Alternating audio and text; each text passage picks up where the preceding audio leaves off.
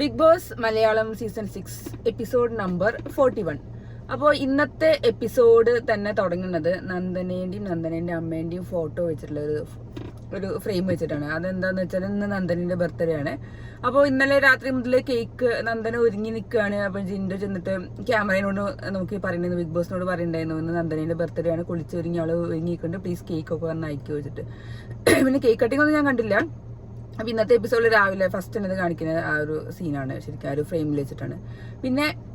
പിന്നെയാണ് നമ്മുടെ മെയിൻ സംഭവം ഉണ്ടായത്. പക്ഷെ അത് ഇന്ന് ഞാൻ ലൈവ് അപ്ഡേറ്റ്സിൽ ഞാൻ കണ്ടിട്ടുണ്ടായിരുന്നില്ല, അതുകൊണ്ട് എനിക്ക് പറയാനും അറിയണ്ടായിരുന്നില്ല. പക്ഷെ ഇപ്പൊ ഞാനിത് കണ്ടു. പക്ഷെ അത് എത്രത്തോളം അത് എങ്ങനെയാണ് അതിന്റെ അത് കറക്റ്റ് ഉദ്ദേശിച്ചതാണോ എന്താന്നുള്ളത് എനിക്കറിയില്ല. ഞാൻ പറയാം. ടോപ്പ് സംഭവം എന്താണെന്ന് വെച്ചാൽ നിങ്ങളെല്ലാവരും കണ്ടിട്ടുണ്ടാവുമല്ലോ. അതായത് ജിൻഡോ അവിടുന്ന് പറയുന്നുണ്ടായിരുന്നു, ഞാൻ ഇന്ന് 8 പൂരി കഴിച്ചു പറഞ്ഞു. അപ്പൊ അപ്പുറത്ത് ജാൻമണി ഇരിക്കുന്നത്, അപ്പുറത്ത് അർജുനും ഇരിക്കുന്നത്. എന്നിട്ട് അപ്പൊ അർജുൻ പറഞ്ഞു, എന്നാ പിന്നെ ഒന്നും കൂടി ആക്കിയിട്ട് നമുക്ക് 9 ആക്കിയാലോ എന്ന് പറഞ്ഞു. അത് ജാൻമണി അത് കേട്ടു. ജാൻമണി ഒരു നോട്ടം നോക്കിയിട്ടുണ്ടായിരുന്നു അർജുന്. അപ്പോ എനിക്ക് തോന്നുന്നത് എന്റെ ചിലപ്പോൾ അർജുൻ തമാശക്ക് പറഞ്ഞതാവാം, അത് എന്നാ പിന്നെ ഒന്നും കൂടി കഴിച്ച് 9 ആക്കാലോ എന്ന് പറഞ്ഞു. പക്ഷെ ജാൻമണിക്ക്, കാരണം അവരുടെ എന്താ പറയാ, അവരുടെ കമ്മ്യൂണിറ്റിയിൽ നമ്മൾ അങ്ങനെ പറഞ്ഞ് കേട്ടിട്ടുണ്ടല്ലോ. അപ്പൊ അവർക്ക് അത് വിചാരിച്ചിട്ടുണ്ടാവും അവരെയാണ് ഉദ്ദേശിച്ചത് എന്നുള്ളത് ഒരു തോന്നൽ വന്നിട്ടുണ്ടാവും ജാൻമണിക്ക്. അപ്പൊ ജാൻമണിക്ക് അത് ഭയങ്കര സങ്കടമായി, ഭയങ്കര സീരിയസ് ഇഷ്യൂ ആയി. അപ്പോൾ പിന്നെ അത് ജാൻമണി ജിൻഡോനോട് സംസാരിക്കണമെന്നോ സിഗരറ്റ് റൂമിൽ ചെന്നിട്ട് എനിക്കത് കൊണ്ടുപോകും, അല്ലെ ജിൻഡോ പറഞ്ഞു ഞാനത് കണ്ണാടി കൂടെ കണ്ടു എന്നൊക്കെ പറഞ്ഞു. പക്ഷെ എനിക്ക് തോന്നി ചിലപ്പോൾ അർജുൻ അറിയാതെ പറഞ്ഞതാവാം, ചിലപ്പോൾ അറിഞ്ഞിട്ടും പറഞ്ഞതാവാം, നമുക്കറിയില്ല. അതിന്റെ ഉദ്ദേശം എന്താണെന്ന് കറക്റ്റ് അറിയില്ല. പക്ഷെ എന്തുണ്ടെങ്കിലും ജാൻമണിക്ക് അത് കൊണ്ടു. ജാൻമണിക്ക് അത് ഭയങ്കര സങ്കടമായി. അതുകൊണ്ട് തന്നെയാണ് അവിടെ ഇരുന്ന എല്ലാവരും ലിവിംഗ് റൂമിൽ, അത് ശരിക്കും ക്യാപ്റ്റൻസി ടാസ്കിന് വേണ്ടി, ക്യാപ്റ്റൻസി നോമിനേഷന് വേണ്ടിയിട്ട്, ക്യാപ്റ്റൻ ആവാൻ വേണ്ടിയുള്ള നോമിനേഷനിൽ പറയുന്ന കൂട്ടത്തില് ജാൻമണി അത് കഴിഞ്ഞ് പറഞ്ഞു ഇങ്ങനൊരു സംഭവം നമ്പർ പറഞ്ഞു, അത് എനിക്ക് കൊണ്ടുവന്നു. പക്ഷെ അപ്പോഴും ഞാൻ ശ്രദ്ധിച്ചത് അർജുന്റെ മുഖം അങ്ങനെ ഒന്ന് കാര്യമായിട്ട് അർജുൻ അത് കാര്യമായിട്ട് പറഞ്ഞോണെന്ന് എനിക്ക് മനസ്സിലാവില്ല. അർജുന്റെ മുഖത്ത് ഒരു വ്യത്യാസം ഉണ്ടായിരുന്നില്ല. അല്ലെങ്കിൽ അറ്റ്ലീസ്റ്റ് അർജുൻ അത് മുന്നിക്ക് കയറി ഒന്ന് പറയേണ്ട അവസ്ഥയൊക്കെ ഉണ്ടായിരുന്നു. അപ്പോഴാണ് നോറ ഇളകിയത്. എന്നെ നോക്കി പറഞ്ഞു, അത് നമ്മൾ ഉച്ചയ്ക്ക് പറഞ്ഞു. നോറയ്ക്ക് പിന്നെ ജാൻമണി എന്ത് പറഞ്ഞാലും നോറ തന്നെയാണ് പറയാന്നുള്ള രീതിയിലാണ് ചൂണ്ടിക്കാണിച്ചു എന്ന് പറഞ്ഞു. അപ്പൊ നോറ പറഞ്ഞു, ശ്രീരേഖ ചേച്ചി എന്നോട് പറഞ്ഞു നീയാണോ എന്നുള്ള രീതിയിൽ ചോദിച്ചു എന്ന് പറഞ്ഞു. അപ്പോഴാണ് ഓരയ്ക്ക് കുറച്ചും കൂടി ഇളകിയെന്ന് പറഞ്ഞു. അത് കഴിഞ്ഞ് പിന്നെ ജാസ്മിന്റെ ആയി വർത്താനം. അങ്ങനെ ജാസ്മിനും പിന്നെ എന്താ പറയാ, എന്താ ജാസ്മിൻ അത് വിട്ടിട്ടുണ്ടായിരുന്നു. ജാസ്മിനെ ഉദ്ദേശിച്ചല്ല രീതിയിൽ ജാസ്മിൻ അത് വിട്ടു. പക്ഷെ എന്താ പറയാ, ജാസ്മിൻ പറഞ്ഞു എനിക്കത് ദേഷ്യം വരാൻ കാരണം ജാൻമണി കണ്ടേ അത് നീ വഴി അറിഞ്ഞോളാം എന്നുള്ളത് ജാസ്മിന്റെ മുഖത്ത് നോക്കി പറഞ്ഞു എന്ന് പറഞ്ഞപ്പോഴാണ് ജാസ്മിൻ അത് ആകെ കൊണ്ടത്. സോറി. പിന്നെയാണ് നമ്മുടെ വിവാദമായ സംഭവങ്ങൾ ഈ അന്നത്തെ എപ്പിസോഡിൽ അരങ്ങേറിയത്. അപ്പോൾ നാളെ അത് സിബിന് വേണ്ടിയുള്ള ഒരു ഗ്രില്ലിംഗ് അല്ലെങ്കിൽ റോസ്റ്റിംഗ് ആണ് നടക്കാൻ പോകുന്നത് നാളെ. അതായത് സിബിൻ ഒരു ആക്ഷൻ കാണിച്ചു, അത് കഴിഞ്ഞിട്ട് ഫിംഗറിന്റെ കാണിച്ചു. ഒരു ആക്ഷൻ കാണിച്ചു. പക്ഷെ അത് നമുക്കറിയാം അത് എന്തുദ്ദേശിച്ചാണെന്ന് അറിയില്ല. പക്ഷെ അങ്ങനെ ഒരു ആക്ഷൻ കാണിച്ചു കഴിഞ്ഞാൽ, പക്ഷെ ഇതൊരു വലിയ ചാനലിൽ, ഒരു വലിയ പ്ലാറ്റ്ഫോമിൽ അങ്ങനെ കാണിക്കാൻ പാടില്ല.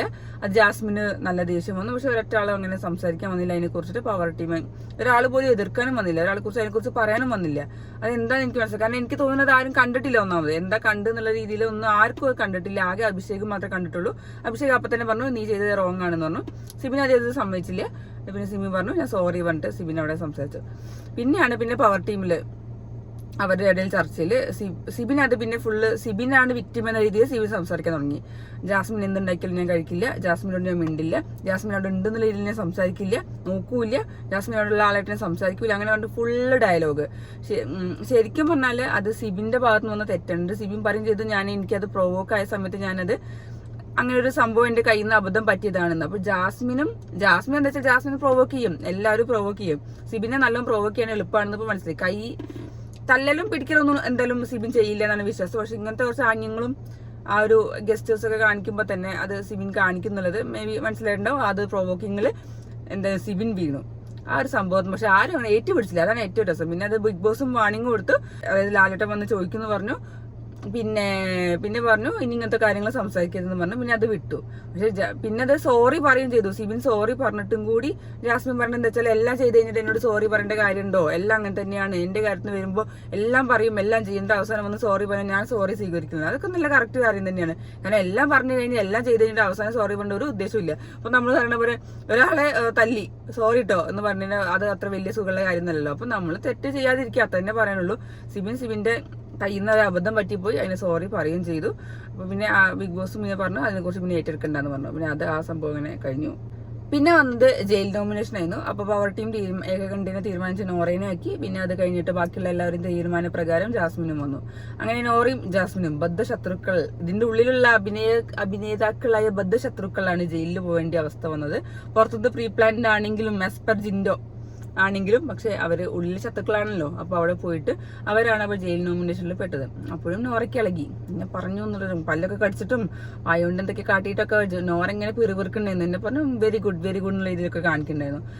അത് കഴിഞ്ഞിട്ട് പിന്നെ വന്നത് ക്യാപ്റ്റൻസി ടാസ്ക്. അപ്പൊ ക്യാപ്റ്റൻസി ടാസ്കിൽ പങ്കെടുക്കുന്നത് ശ്രീതുവും നന്ദനയും ജിൻഡോ ആണ്. പക്ഷെ ശ്രീതു പറഞ്ഞാൽ അടിപൊളിയായിട്ട് ഇന്ന് ഗെയിം കളിച്ചു. ഫസ്റ്റത്തെ ആ ബോൾ എറിയലിൽ തന്നെ ആ ഒരു ഗ്ലാസിന്റെ ഉള്ളിൽ, ആ കറങ്ങണ ഫാനിലെ ഗ്ലാസിന്റെ ഉള്ളിൽ കറക്റ്റ് ഫസ്റ്റ് തന്നെ വീണു.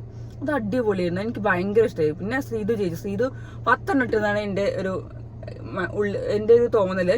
ബാക്കിയുള്ള എല്ലാവരും 2-3 അത്ര തന്നെ ഇട്ടുള്ളൂ. പക്ഷെ ഞാനൊക്കെ ആലോചിച്ചു നമ്മളൊക്കെ ആണെങ്കിൽ ചിലപ്പോൾ ഇടാൻ സാധ്യതയില്ല. പക്ഷെ ശ്രീതു അത് കറക്റ്റ് 10 അതിന്റെ ഉള്ളിൽ ഇട്ട് ശ്രീതു അങ്ങനെ ക്യാപ്റ്റനായി. ഇതുവരെ ഒരു മിണ്ടാതെ നിൽക്കുന്നത് പെൺകുട്ടിയായ ശ്രീതു അങ്ങനെ 7ാമത്തെ ആഴ്ചയിൽ അങ്ങനെ ക്യാപ്റ്റനായിട്ട് വന്നിരിക്കുകയാണ് കേട്ടോ. അത് നല്ല അടിപൊളി പെർഫോമൻസ് ആയിരുന്നു. കാരണം നല്ല സൂപ്പർ ആയിരുന്നു. അതിന് ഗബ്രി നല്ല സഹായിക്കുകയും ചെയ്തു. അപ്പോൾ അത് അങ്ങനെ കഴിഞ്ഞു.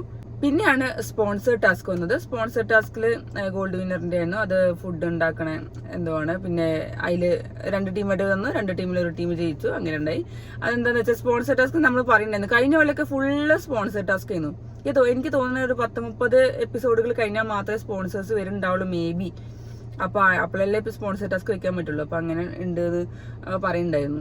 അപ്പോ അങ്ങനെ കേട്ടിട്ടുണ്ടായിരുന്നു. അപ്പൊ മേ ബി സ്പോൺസർ ടാസ്ക് ഇപ്പോഴേ വന്ന് തുടങ്ങിയിട്ടുണ്ടാവുള്ളൂ. അപ്പൊ ഇന്നലെയും ഇന്നൊക്കെ ആയിട്ട് സ്പോൺസർ ടാസ്ക് ഉണ്ടായിരുന്നു. അപ്പൊ ഇന്നിപ്പോ ഗോൾഡ് വിന്നറിന്റെയാണ് ഫുഡ് ഉണ്ടാക്കണേയാണ് കഴിക്കുന്നത്. അതൊക്കെ നല്ല അടിപൊളിയായിരുന്നു, നല്ല രസം ഉണ്ടായിരുന്നു. ഇത് കഴിഞ്ഞിട്ടാണ് ജയിലിലേക്ക് വേണ്ടിയിട്ട് ജാസ്മിനും നോറയും കൂടി അങ്ങോട്ട് പോയത്. അപ്പൊ മാല കോർക്കണേന്നു. ജിൻഡോ ഇടയ്ക്കിടയ്ക്ക് ചൊറിയാൻ പോകുന്നുണ്ടായിരുന്നു. അതിനിടയ്ക്ക് ജിൻഡോ വന്നപ്പോ കാലമാടെന്നൊക്കെ ജാസ്മിൻ പറയണ കേട്ടു. പക്ഷെ നല്ല രസം ഉണ്ടായിരുന്നു. പക്ഷെ ഞാൻ പറയട്ടെ, ഇന്ന് ജാസ്മിനും ജിൻഡോവും കൂടിയുള്ള ജയിലിന്റെ ഉള്ളിൽ നിന്നുള്ള സംസാരം എനിക്ക് ഭയങ്കര ഇഷ്ടമായി. നല്ല രസം ഉണ്ടായിരുന്നു കാണാൻ, നല്ല രസം ഉണ്ടായിരുന്നു കേൾക്കാൻ. ജാസ്മിൻ പിന്നെ വായ തുറന്ന് എന്തെങ്കിലുമൊക്കെ വിളിച്ച് പറയാണല്ലോ. പക്ഷെ ഇന്ന് അത് കണ്ടപ്പോ എനിക്ക് ഭയങ്കര ഫണ്ണി ആയിട്ട് തോന്നിട്ടോ. ഇനിയിപ്പോ ഇത് കണ്ടിട്ട് ഞാൻ ജാസ്മിനെ വെള്ളപൂശാന്ന് പറഞ്ഞിട്ട്, പക്ഷെ ഇന്നത്തെ ജാസ്മിന്റെയും ജിൻഡോന്റെയും ആ ഒരു ടോക്കിംഗ്, ഒരു വർത്താനും അവരുടെ ചിരിയും, ജിൻഡോ പുറത്തുനിന്ന് ഭയങ്കര ചിരിക്കലും കളിക്കലൊക്കെ ആയിട്ട് കണ്ടപ്പോ നല്ല രസം തോന്നി ശരിക്കും. അപ്പോൾ അങ്ങനെ ഇന്ന് നമുക്കൊരു പുതിയ കോംബോ വന്നിരിക്കുകയാണ്. ജാസ്മിൻ പ്ലസ് ജാൻഡോ. അപ്പോൾ ഇന്ന് മറ്റേ ടോം ആൻഡ് ജെറി പോലെയാന്നൊക്കെയാണ് കമന്റ്സിൽ കണ്ടത്. അതായത് ഏഷ്യാനെറ്റിന്റെ വീഡിയോന്റെ അടിയിൽ തന്നെ കുറെ കമന്റ്സ് ഉണ്ട്. ഇവർ ടോം ആൻഡ് ജെറി കോംബോ ആണ് പറഞ്ഞിട്ട്. കഴിഞ്ഞ കൊല്ലത്തെ ഷോബിയും അഖിലും പോലെ ഇത് ടോം ആൻഡ് ജെറി കോംബോ ആണ് ജാൻഡോ എന്ന് പറഞ്ഞിട്ട്. അപ്പോൾ ഇന്ന് ജാസ്മിനും ജിൻഡോവും ഫുള്ള് അടിയും കച്ചറയാണ്. ജിൻഡോ ചൊറിയാൻ പോകുന്നുണ്ട്, പുറത്തുള്ള എല്ലാവരും കളിയാക്കി ചിരിക്കുന്നുണ്ട്. ജാസ്മിൻ ആണെങ്കിൽ ഒരു ലൈസൻസും ഇല്ല നാവിന്. ഫുള്ള് അങ്ങോട്ടും ഇങ്ങോട്ടും പറഞ്ഞുകൊണ്ടേ ഇരിക്കുകയാണ്. എടോ ഇങ്ങോട്ട് നോക്കടോ. അതിൻ്റെ ഇടയ്ക്ക് പറയുന്നത് മരപ്പാഴ് എന്നുണ്ടെങ്കിൽ വിളിക്കാൻ പറ്റില്ല, അയാളൊക്കെ വെറും പാഴെന്നൊക്കെ വിളിക്കാൻ പറ്റില്ല പറഞ്ഞിട്ട് ഫുള്ള് അതേപോലെ തന്നെ നല്ല കൊടുക്കണം. ജിൻഡോ ആണെങ്കിൽ അതിനേക്കാളും കൂട്ടി എങ്ങനെ ഏഷ്യനെ കൂട്ടി കൊടുക്കണ പോലെ ഓരോന്ന് തീർച്ചും പറയുന്നുണ്ട്. പക്ഷെ ആ ഒരു കോംബോ സീനുകളൊക്കെ നല്ല എനിക്ക് ഭയങ്കര ഇഷ്ടമായി. ഇന്നത്തെ എപ്പിസോഡ് നല്ല അടിപൊളിയായിരുന്നു. അതിന്റെ ഇടയ്ക്ക് എന്താ പറയാ, ഗബ്രി വന്നിട്ട് ഒരു ഹഗ് ചെയ്തു എന്ന് പറഞ്ഞിട്ട് ജിൻഡോ ഇടയിൽ എന്ന് പറഞ്ഞിട്ട് നീ എന്താ നടുവിൽ നിൽക്കുകയാണെന്നോ അങ്ങനെ എന്തോ പറഞ്ഞിട്ട് ജിൻഡോ അതിന്റെ ഇടയ്ക്ക് കുറച്ച് എന്തെങ്കിലുമൊക്കെ പ്രശ്നം ഉണ്ടാക്കാൻ നോക്കി. ഗബ്രി അതിന്റെ ഉള്ളിൽ കയറി വന്നു. അങ്ങനെ അവരുടെ തമ്മിലെ കോമ്പോന് ശേഷം അതായത് ജബ്രികൾ തമ്മിൽ ടാറ്റിയും ബൈയും പറഞ്ഞിട്ട് ഫ്ലൈയിങ് കിസ് കൊടുക്കലും, നീ അങ്ങോട്ട് നോക്കണേ, ഞാൻ ഡെന്നിന്റെ ഉള്ളിലുണ്ട്, നീ ഇവിടെ ഇരിക്കണേ, എന്നെ നോക്കണേ അങ്ങോട്ട് എന്ന് പറഞ്ഞിട്ട് അവർ രണ്ടുപേരും പരസ്പരം ഹഗ് ചെയ്തിട്ടും കെട്ടിപ്പിടിക്കലും ഫ്ലൈയിങ് കിസ് കൊടുക്കലും ഐ ലവ് യു പറയലൊക്കെ കണ്ടു ലാസ്റ്റ് കുറച്ച് സീനുകളിൽ. പക്ഷെ നല്ല രസം ഉണ്ടായിരുന്നു എന്തായാലും അത് കാണാൻ. മറ്റേ ഫ്ലൈയിങ് കിസ് കൊടുക്കലൊക്കെ നല്ല രസമായിരുന്നു. ഉള്ളിൽ അവിടെ നിന്ന് പറഞ്ഞാൽ കറക്റ്റ് ലവേഴ്സിനെ പോലെ തന്നെ ഉണ്ടായിരുന്നു. അതെന്തോ ആയിക്കോട്ടെ, അവരവരുടെ തമ്മിൽ നമ്മളിപ്പോ ഇനി അതന്നെ പറഞ്ഞുകൊണ്ടിരിക്കാൻ എനിക്ക് താല്പര്യമില്ല ശരിക്കും. ജബ്രികളുടെ വിളയാട്ടങ്ങൾ ഇനി പറഞ്ഞിട്ട് കാര്യമില്ല. കാരണം എപ്പോഴും എല്ലാത്തിലും ജബ്രികളുണ്ട്. എന്തെങ്കിലുമൊക്കെ ജബ്രികളുടെ ഒരു സംഭവം ചെറുതായിട്ടെങ്കിലും നമ്മൾ പറയും. പക്ഷെ ഇന്നും അതുണ്ടായിരുന്നു. ലാസ്റ്റ് ഇപ്പൊ ചിത്തുപായി ഉണ്ടാവണമായിരുന്നു. പിന്നെ പറയേണ്ട കാര്യമില്ല എന്തൊക്കെയാ അവര് പറയാന്നുള്ളത്. ഞാൻ അതിന്റെ കുറച്ച് മിതത്തിൽ പറഞ്ഞു പോവാണ്. അപ്പോൾ നല്ല എനിക്ക് ആ ജയിൽ സീൻസ് ഒക്കെ ഭയങ്കര ഇഷ്ടമായി. ജാസ്മിനും ജിൻഡോയും തമ്മിൽ ജാൻഡോന്റെ കളികൾ. അപ്പോൾ ഇന്നത്തെ എപ്പിസോഡ് പിന്നെ അത്ര ഉണ്ടായിരുന്നുള്ളൂ. അപ്പോൾ പിന്നെ ഇനി ഇപ്പൊ ലൈവിൽ ചിലപ്പോൾ ഉണ്ടാവും അവര് ജയിലിലെ കുറച്ച് സീനുകളൊക്കെ നല്ല രസമായിട്ട് നല്ല ഫണ്ണി സീനുകളൊക്കെ ഉണ്ടാവും. അപ്പൊ ഇനി നമുക്ക് നാളെ ഇനി ലാലേട്ടൻ വരും. രാത്രി നമുക്ക് കാണാം എന്തൊക്കെ ഉണ്ടാവുമെന്ന്. സിബിൻ ഒരു മെയിൻ ഇരയാണ് നാളെ. പിന്നെ ബാക്കി കാണാം. ഇനിയിപ്പോ ആഘോഷങ്ങളൊന്നും ഇല്ലല്ലോ, ആഘോഷങ്ങളൊക്കെ കഴിഞ്ഞല്ലോ. അപ്പൊ ഇനി കുറച്ച് വറുക്കലും പൊരിക്കലും കുറച്ച് കാര്യങ്ങളൊക്കെ നാളെയും മറ്റന്നാളൊക്കെ ആയിട്ട് സംഭവിക്കും. അപ്പോൾ നമുക്കിനി നാളത്തെ ഉച്ചയുടെ ഒരു ലൈവ് അപ്ഡേറ്റിലേക്ക് പോവാട്ടോ. അപ്പൊ ടാറ്റ. സോറി, ഒരു കാര്യം കൂടി പറയാൻ മറന്നു. എനിക്ക് ഒരാൾ അയച്ചെന്നതാണ്, എന്നോട് പറഞ്ഞിട്ടുണ്ടായിരുന്നു. അതായത് സായി നെക്സ്റ്റ് റൂമിലാണ് കിടക്കുന്നത്. അവിടെ 4 ബെഡുള്ളൂ, പക്ഷെ 5 പേരുണ്ട് അവിടെ. പക്ഷെ സായി അവിടെ നിലത്താണ് കിടക്കുന്നതും പുതപ്പൊന്നും ഇല്ലാന്ന് പറഞ്ഞിട്ട്. പക്ഷെ എന്താ സംഭവിച്ചല്ല, ആ റൂമിൽ കയറിയപ്പോൾ തന്നെ സായി പറയുന്നുണ്ടായിരുന്നു എനിക്ക് കുഴപ്പമൊന്നുമില്ല, ഞാൻ നിലത്ത് കിടന്നുകൊണ്ട് എന്നുള്ള രീതിയിൽ തന്നെയാണ് സായി അവിടെ സംസാരിച്ചത്. ഇനി നിലത്താണോ അതോ ഇനി ബീൻ ബാഗിന്റെ മുകളിലാണോ കിടക്കുന്നത് ഞാൻ ജസ്റ്റ് ചെറിയൊരു ക്ലിപ്പ് എനിക്ക് അയച്ചു തന്നിരുന്നു, അത് ഞാൻ കണ്ടു. അപ്പോൾ സായിക്ക് എങ്ങനെയാന്ന് വെച്ചാൽ എന്താ പറയുക, ഞാനത് എനിക്കങ്ങനെ കുഴപ്പമൊന്നുമില്ല. കാരണം സായി എവിടെയാണെങ്കിലും കിടക്കും, നിലത്താണെങ്കിലും എവിടെയൊന്നും ഉറങ്ങാൻ കിട്ടുന്ന 7 സ്ഥലത്താണെങ്കിലും കിടക്കും. അങ്ങനെ ഭയങ്കര എനിക്ക് കട്ടിലിന്റെ മുകളിൽ തന്നെ കിടന്നാൽ മാത്രമേ ശരിയാവുള്ളൂ എന്നോ അങ്ങനെയൊന്നുമില്ല. സായി അവിടെ നിലത്താണെങ്കിലും കിടക്കും, നിലത്തോ എവിടെയാണെങ്കിലും ഒന്ന് കിടന്നാൽ മതി. പിന്നെ പുതപ്പൊന്നും കിട്ടിയില്ല എന്നും കണ്ടു. അത് കുഴപ്പമില്ല, കാരണം ആ ഒരു ജാക്കറ്റ് ഇട്ടിട്ടാണ് കിടക്കുന്നത് കണ്ടത്. അപ്പോൾ പിന്നെ അവിടെ ബിഗ് ബോസ് ഹൗസ് അല്ലേ, അവിടെ പിന്നെ നമ്മൾ സർവൈവലാണല്ലോ ചെയ്യേണ്ടത്. അപ്പോൾ അവിടെ സർവൈവ് ചെയ്യാൻ വേണ്ടിയിട്ടുള്ള സംഭവങ്ങളാണല്ലോ നടക്കുക. അപ്പോൾ നമ്മളെല്ലാ സാഹചര്യങ്ങളായിട്ട് ഒത്തുചേർന്ന് പോകണല്ലോ. സായി അവിടെ കൂളായിട്ട് ഇരിക്കുന്നുണ്ട്, കുഴപ്പമൊന്നും ഉണ്ടാവില്ല. സായിക്ക് അങ്ങനെ സങ്കടം കാര്യങ്ങളൊന്നും ഉണ്ടാവില്ല. സായിക്ക് എവിടെയാണ് കിടന്നാൽ മതി, അത്രേ ഉള്ളൂ. അതിന്റെ മെയിൻ പ്രശ്നം ഫുഡ് മാത്രമേ ഉള്ളൂ. ഫുഡിന് അടിണ്ടാക്കാതെ ഇരുന്നാൽ മതി എന്ന് മാത്രമേ ഉള്ളൂ എൻ്റെ പ്രാർത്ഥന. വേറെ കുഴപ്പമൊന്നുമില്ല. സീനൊന്നും എന്തായാലും അയച്ചെന്നവർക്ക് എന്തായാലും എൻ്റെ താങ്ക് യു ഉണ്ട്. ഞാൻ ഈ സീൻ കണ്ടിട്ടുണ്ടായിരുന്നില്ല.